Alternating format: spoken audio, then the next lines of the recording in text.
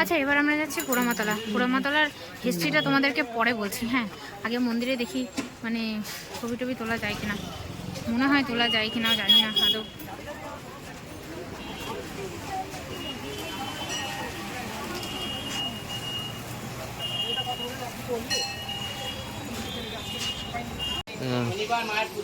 এই পুজো হচ্ছে শনিবার, পুজো দিতে একদিন পুজো দিতে গিয়েছে। এই হচ্ছেন পোড়ামা, এই হচ্ছেন নবদ্বীপের বহু প্রাচীন জাগ্রত পোড়ামাতলার মা। আজ শনিবার মায়ের পুজো হচ্ছে, সেই পুজো দিচ্ছে তোমাদের বন্ধু। এই দেখো, এই যে পুরোহিত মশাইকে পুজো দিচ্ছে।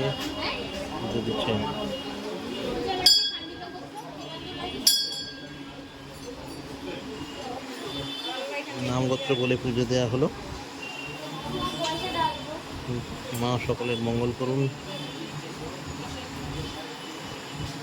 সকলকে ভালো রাখুন, সকলে ভালো থাকুক, সুস্থ থাকুক, মায়ের কাছে এই প্রার্থনা। তুই রেখে দে, তোর কাছেই রেখে দে দাও। আচ্ছা, এটা হচ্ছে আমাদের নবদ্বীপের পোড়ামাতলা, না বহুন প্রচুর প্রাচীন ঠাকুর। আচ্ছা, আগে এই মা নীল সরস্বতী রূপে পুজো হতো না? আগে এই মা নীল সরস্বতী রূপে এখনো হয়? আচ্ছা আচ্ছা, মোটামুটি কত বছরের প্রাচীন আমাদের এই মা? আচ্ছা আচ্ছা,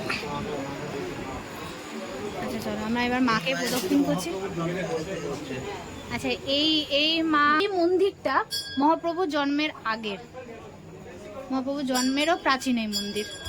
আচ্ছা, এখানে না কোনো মূর্তি নেই, এখানে একটা গাছ আছে আর এখানে একটা ঘট আছে, বড় পিতলের ঘট রাখা আছে, তার উপরে মায়ের একটা বিগ্রহ মনে হয় আছে, কারণ ফুলের জন্য আমি দেখতে পাচ্ছি না ঠিক, মানে একটা বিগ্রহ আছে। তো এটা হচ্ছে পুরো মন্দিরটা। এটা নবদ্বীপের বহু প্রাচীন মন্দির, যে মন্দিরের হিস্ট্রি সম্পর্কে তোমরা শুনলে যে ওটা নীল সরস্বতীর পুজো। আচ্ছা, আরেকটা কথা বলি, আমি বই পড়ে যেটুকুনি জানতে পেরেছি, এই মায়ের নাম, এই মা আগে পড়ুয়াদের দেবী ছিলেন, সেই থেকে অপভ্রংশ হয়ে পোড়ামাতলা হয়ে গেছে। তো এখানে সবাই এখন পোড়ামাতলা বলেই জানে। তো এটা হচ্ছে মায়ের ইতিহাস। বললাম না, নবদ্বীপ ইতিহাস মণ্ডিত একটা শহর, যেখানে শুধু ইতিহাসই আছে। তো এটা হচ্ছে মা। তো ঠিক আছে, চলো এবার বাইরের দিকে যাই। ওখানে একটা শিব মন্দির আছে, ওখানে মা আছে, ওনাদের যদি ছবি তুলতে পারি তাহলে দেখছি। খানিকটা কাশির মতো ফিলিং হয় নবদ্বীপে আসলে। ঘরের কাছে অনেকটা যেন মানে ছোট একটা কাশিতে আমরা এসে গেছি, এরকম একটা মনে হয়। এমনি দ্বিতীয় কাশিও তো বলা হয় নবদ্বীপকে। নবদ্বীপে তো পণ্ডিতের প্রচুর পণ্ডিত আছে, শাক্ত এবং বৈষ্ণব ভাবনার একটা অদ্ভুত মেলবন্ধন আছে নবদ্বীপে আসলে। তোমরা নবদ্বীপে এসো, দেখবে ভালো লাগবে। প্রচুর ইতিহাস, আমাদের পক্ষে পুরোটা হয়তো এক্সপ্লোর করা সম্ভব না। কিছুই জানি না, একটুখানি বইপত্র যা পড়ে একটু যা জেনেছি। হ্যাঁ, পুরোটা জানা সম্ভব না, এক্সপ্লোর করাটা সম্ভব না। তো চলো আমরা দেখি, নিচে আরও মায়ের মূর্তি আছে, মহাদেব আছে, ওনাদেরকেও তোমাদেরকে দেখায়। তাহলে বাঁ দিকে গিয়ে একটুখানি গিয়ে একটা মহাদেবের মূর্তি আছে। তো চলো আমরা মহাদেবের মূর্তি থেকে প্রণাম করছি। আর তোমরা তো জানো আমি হচ্ছে মহাদেবের মানে পেটেন ভক্ত, তো আমি সেই জন্য মহাদেবের কাছে যাই। মহাদেবের মন্দির বন্ধ, ঢুকতে দেবে না, আমি মালা কি করে দেব? ও মহাদেব, তুমি বন্ধ কেন? ঢোকা যাবে না কেন গো? একটু ঢুকতে দাও না, ওরম করছো কেন? তুমি মালা ছুঁড়ে দেবো? কিছু করার নেই, আমি কিন্তু মালা নিয়ে এসছি, আমি কিন্তু ছুঁড়েই দেবো, নিতে তো হবে। ওইদিকে একজন ছিল। এরকম এখানে একটা শিব মন্দির আছে, আর ওইদিকে মায়ের, এটা কিন্তু রাজা কৃষ্ণচন্দ্রের স্থাপনা। হ্যাঁ, মানে ওটা হচ্ছে নিমাই জন্মের আগে, এবার নিমাই জন্মে যেহেতু আছে তাহলে রাজা কৃষ্ণচন্দ্রের নয়, মানে এটা না, এটা বাসুদেব ওই মূর্তিটা জঙ্গল থেকে উদ্ধার করেছিল তিনি, তারপরে মন্দিরটা স্থাপিত হয়। কিন্তু এই মূর্তিটা রাজা কৃষ্ণচন্দ্রের স্থাপনা, মানে রাজা কৃষ্ণচন্দ্র এটাকে স্থাপনা করেছে। তো আরও ওই দিকের একটা মূর্তি আছে ভবতারিণীর, ওটাও মনে রাজা কৃষ্ণচন্দ্র, ওটাও রাজা কৃষ্ণচন্দ্রের, ওটা ওই হ্যাঁ ডান দিকে। তো চলো আমরা ওই দিকটায় যাই, দেখি ওইদিকে ছবি তুলতে দেয় না। ইনি হচ্ছেন সেই রাজা কৃষ্ণচন্দ্রের প্রতিষ্ঠিত মা ভবতারিণী। খুব লুকিয়ে চুরি তুলছি, একজন ড্যাব ড্যাব করে আমাদেরকে তাকিয়ে আছে। আপাতত রাখছি।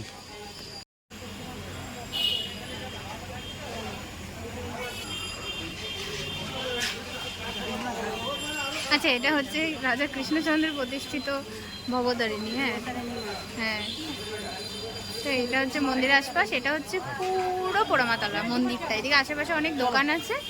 আর এই যে এইটা হচ্ছে ডান দিকে ভবতারিণী মন্দির। তো বললাম যে এইদের কোনে কোনে ইতিহাস ছড়িয়ে আছে, শুধু হিস্ট্রি। তো যাই হোক, তোমরা আসবে। এটা হচ্ছে আমাদের সেকেন্ড ডেস্টিনেশন। এবার আমরা যাব আমাদের থার্ড ডেস্টিনেশনে। তো চলো আমরা থার্ড ডেস্টিনেশনে যাই, সেখানে যাই, এবার তোমাদের সঙ্গে কথা বলবো। যেটা হচ্ছে বুড়ো শিবতলার মন্দির। এখানে দুজন শিব রয়েছেন, ভোলানাথের দুজন প্রতিনিধি এখানে রয়েছেন, বুড়ো শিব আর খুড়ো শিব দুই ভাই। বুড়ো শিব আর খুড়ো শিব দুই ভাই, তাদের তোমাদের দেখাচ্ছি। মূল যে মন্দিরটা সেটা সংস্কার হচ্ছে, তাই জন্যে ওদের আপাতত এখানে স্থানান্তর করা হয়েছে। মূল মন্দিরের সংস্কারের পর ওরা আবার ওই মূল মন্দিরে ফিরে যাবেন। মূল মন্দিরটাও তোমাদের দেখাচ্ছি। আচ্ছা, এটা কি? আচ্ছা, এটা তো মন্দির, মানে ওই মন্দিরটা সংস্কার হচ্ছে বলে এখানে সরানো হচ্ছে না মূর্তিগুলোকে?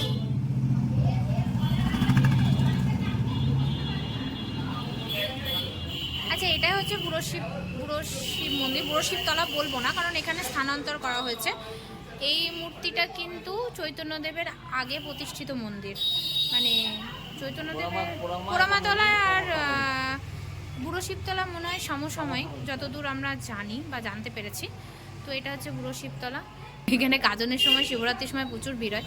এখন ফাঁকা। আমরা ভাবতে পারিনি আমরা উঠতে পারবো বা মহাদেবের এত কাছ থেকে দর্শন করতে পারবো। আমরা খুব কাছ থেকে দর্শন করলাম, দেখলাম, বা আমরা মহাদেবের, হ্যাঁ একদম, আমরা একদম কাছে বসে আছি। আমরা ভাবতেও পারিনি যে এত কাছ থেকে দর্শন করতে পারবো। তো আমরা এখান থেকে দর্শন করলাম। তো এটা আমাদের ছিল থার্ড ডেস্টিনেশন। এবার আমরা যাব অন্য একটা ডেস্টিনেশনে। তো চলো আমরা যাই, এবার তোমাদেরকেও দেখাবো ফোর্থ ডেস্টিনেশন। তো আপাতত এখানে অফ করছি, পরে আবার তোমাদের সঙ্গে কথা হচ্ছে। আচ্ছা, এই যে এই ফলকটা দেখাচ্ছি, এটা হচ্ছে মানে আদি মন্দির, সেটা সংস্কার হচ্ছে। তো সেই সংস্কারের মন্দিরে ঢুকেছি, সেই মন্দিরের ফলক। মন্দিরটা তোমাদেরকে দেখাচ্ছি, কারণ সংস্কার হচ্ছে তো। আর এই দেখো মন্দিরের বাইরেটা দেখাচ্ছি। আর এই যে হচ্ছে গর্ভগৃহ, এখানে কাজ চলছে। আর আমি নিচে নেমে তোমাদেরকে দেখাচ্ছি। এই দেখো বালি, সিমেন্ট, দেখতেই পাচ্ছ কাজ হচ্ছে। মন্দির সংস্কার হচ্ছে বলেই শিব ঠাকুর ওখানে শিফট করেছে। আর এই দেখো, এইটা হচ্ছে মেন মন্দিরটা। যখন এই মন্দিরটা সংস্কার হয়ে যাবে তখন শিব ঠাকুর আবার এখানে চলে আসবে। তো আপাতত উনি ওখানে আছেন, সেই জন্য আমরা ওই মন্দিরে আগে গেছিলাম। তো আপাতত টাটা, চলো আমরা এবার ফোর্থ ডেস্টিনেশনে যাই।